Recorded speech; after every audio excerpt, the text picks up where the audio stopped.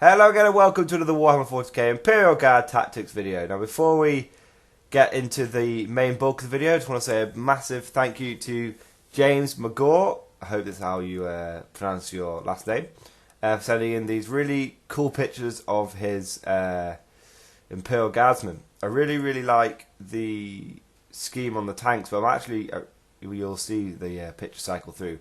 I really like what you've done with the Guardsmen. It's a relatively simple scheme, but it just shows how, with just a couple of key colours and a bit of highlighting and some fine detail work, you can churn out, quite a high detailed Guardsman squad without having to, go and choose a really elaborate, fanciful paint scheme. So I think it's really good, and I definitely take note. Any new guard players, people are painting up some guardsmen. This is a quite an effective way of painting up your guardsmen, and obviously the flyer looks absolutely fantastic as well. I'm wondering how you did the picture of Cindy on there. I mean, I'm assuming it's a transfer, but if you hand painted that, then you're a much better painter than I am. Anyway, thank you very much, James, for sending these pictures in. Now let's get on with the video itself. So today's video is one that has been sort of requested on and off since the sort of beginning of 8th edition. It is one that I have touched upon bit by bit in the videos, but I'm sort of going to consolidate all my general thoughts on this matter in this video, which is basically the general principles, the general sort of ideas you have to have when playing a Horde army. And this it's sort of like Horde Army 101. And this video is it's going to be quite general, because the point is that this isn't necessarily just applying to 40k. This is applying to other tabletop game systems, even like video game systems. I play Horde armies in pretty much every gaming system that I get into. No matter what it is, I'm just drawn to Horde armies. I don't have a huge affinity for elite armies, and even if I do play an elite army, I'll often try and almost play that like a Horde army. So like my Black Templars, I prefer playing them in a black tie. My Genestealer cult, the proposed army that I'm slowly building up towards, has 100 infantry models in it. I just love Horde army. So this video, it basically can be almost applied to any gaming system, but we'll obviously keep it 40k focused, but the general principles can be taken elsewhere. So there are basically 4 key principles that you have to learn and master and get a key understanding of to become an effective Horde army commander. And the first one is almost the most obvious one, but it's don't worry about casualties. When you have a Horde army, you can't be agonizing over every death. You can't be agonizing over every squad that's killed, every full unit. It's just, when you're collecting a Horde army, it's just part and parcel of you are going to take a lot of casualties. And this is why a lot of people don't like Horde armies, because they feel it's very impersonal. But I'd say that's obviously just not correct when you're talking about guardsmen. I mean, I have a great personal affinity with my guardsmen, but rather than seeing individual men as heroic, you might there will be that occasional guardsman who just absolutely does something impossible, and maybe you mark him up after the game so you always remember what he did. But generally speaking, you'll remember the time that squad pulled off that amazing thing, or the time when Alpha Platoon took that objective against all the odds. You'll still have that connection. You'll just do it on a bigger scale, squad or platoon based scale. But the point is you can't worry about casualties. You're going to take a lot of casualties. You're going to take at least double, more than likely triple or 4 times the amount of casualties that your opponent is going to take. Okay? It's just the way it is. And especially, when I'm talking about a Horde army with Imperial Guard, and I want to make this clear now, I'm talking about, pure infantry. That's what we mean by, a Horde army with the Imperial Guard. No tanks, nothing, just 100% infantry, all Horde, all the way. As many guardsmen and conscripts as you can get your hands on.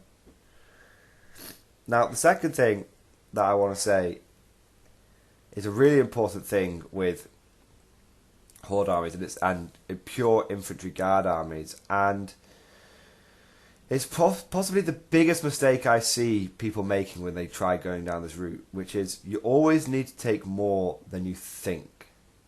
So, a lot of people, when collecting a Horde army or collecting a pure infantry guard army, will get to about 100 guardsmen and go, that's enough. I've got 100 guardsmen. That is a solid Horde. And what you just have to understand is, it's not. What my general rule would be, if you think that like 100 guys is enough, you've got to add another 50%, maybe even another 100%, almost double it.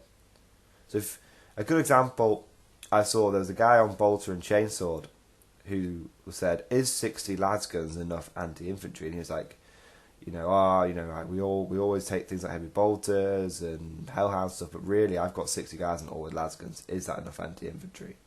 And the answer is no. You need to double it. 120 lasguns is what you need. And obviously he wasn't going pure infantry, but he's still taking a decent amount of infantry there, and so I always see people make this mistake. They always go, I'm going to collect pure infantry guard, and they get to about 100 guardsmen, and they go, really can't be bothered painting any more guardsmen now. I'm sure 100 will be enough, and it's just not. At the end of the day, it's just not enough. You need to have at least, if you're running pure infantry guard, you need to have at least 200, and I mean at least. At the end of the day, 200 guardsmen is only 800 points. You should be taking, especially in 8th edition, 200, 250 Imperial Guardsmen. Just absolutely going multiple brigades. Double brigade, I'd say. You want to take double brigade. That's the way you want to do it, if possible. Or suppose maybe brigade and battalion, and then you'll probably have a couple of conscript squads in there to bulk out some numbers, probably. But yeah, always take more than you think. Now the third point, now this is quite an interesting one, is you have to sort of calculate how many deaths you can afford a turn. Okay, on average, you need to calculate how many deaths that you think you're going to take. And then when you're going through the game, when you're actually playing the game, it's like, I only took, let's say, because I often say in a pure infantry army, the average amount of casualties you'll take a turn is 30 to 40 casualties. That's how many I could afford to take 30 to 40 casualties a turn every turn when I'm running a 200 guardsman army, because there's most of the time there's 5 turns, and I can therefore, and if it goes on to 6 turns, I can take 30 to 40 casualties a turn. So when you're playing the game, let's say turn 1, your opponent doesn't do any damage to you. Maybe it's an assault army, or he just limited. He only kills like 10, 20 guardsmen. You can say, right, I'm in the positive here. I'm in the black. I've only taken 20 casualties, and according to my pre-game sort of assessment, I could take 40 a turn every turn, on average, before I get tabled, before I become ineffective. So, that's a really important calculation that you want to be doing.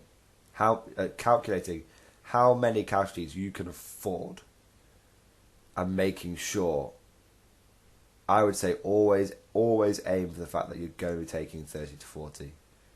Okay? Because what you've got to appreciate is it's an average. So turn 1, if your opponent's at maximum range firepower, unless he's Tau, he's probably not going to do as much damage, probably going to do like 10, 20 casualties. But when he gets to turn 2 and 3, that's going to ramp up. He's probably going to do 30, 40, 50 casualties in a turn. And if he doesn't, then you know that you're eventually going to overwhelm him. One of the earlier games I had of 8th edition, I was playing it in a tournament against a Space Marine army, and I calculated that I could take 40 casualties a turn, and he only really inflicted 20 a turn, and he just got overwhelmed. I tabled him, and I still had 100 guardsmen left. You know, because he just wasn't doing the numbers he had to do to do any damage to me. Now, the last point I want to make,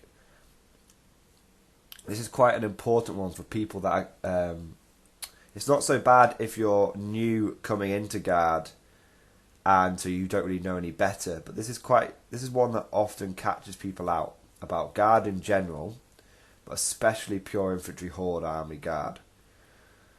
You will not have huge, massive Alpha Strike crippling turns on your opponent. You will very, very rarely have a turn where in one go you absolutely destroy your opponent and he can't recover. That's not how it works. It just won't happen that way. What you'll find is that you slowly grind your opponent down and you do a steady amount of damage every turn. You won't find that you're doing absolute massive. You just won't find you doing it. But what you will find is that you're grinding your opponent down turn after turn through attrition. And what you'll find is at first you're taking loads of casualties because your opponent is, his maximum firepower. But as the turn goes on, you'll find that you're taking less casualties and your opponent is taking more casualties because you're able to bring more firepower to bear. And there's sort of a second point to this fourth point, which is the reason you won't do huge swings of damage is because Pure Infantry Guard is relatively inefficient when it comes to sort of heavy weapons.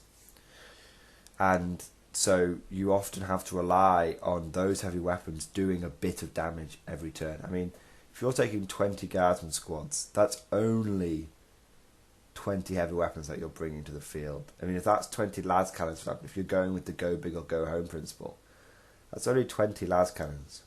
20 high strength shots. Now, if you have a Lehman Russ and you've put 2 plasma cannons and a las cannon and a battle cannon on it, well, the battle cannon will on average get 7 shots. The las cannon will give you 8, and the 2 plasma cannons on average will get 4. So that's 12 higher powered shots from one vehicle. So you might be saying, well, why would I? So if you take 2 Lehman Russes, you will have pretty much the same amount of heavy weapon firepower as when you take your 200, 250 guardsman army. So some people might be saying, well, why the hell wouldn't you just take 2 Lehman Russes? Well, that's the whole point I'm trying to make. The advantage is you don't have these big swing units. You have these attrition units. And so what happens is your 2 Lehman Russes could be taken out in one turn, and that's all your hardcore firepower gone. But your infantry squads, you're going to lose 1 or 2 heavy weapons a turn, not half of them a turn. Okay? Anyway, guys, that's the basic principles. I hope you guys have enjoyed it. Thank you very much for listening. Leave lots and lots of comments, and I'll see you guys next time.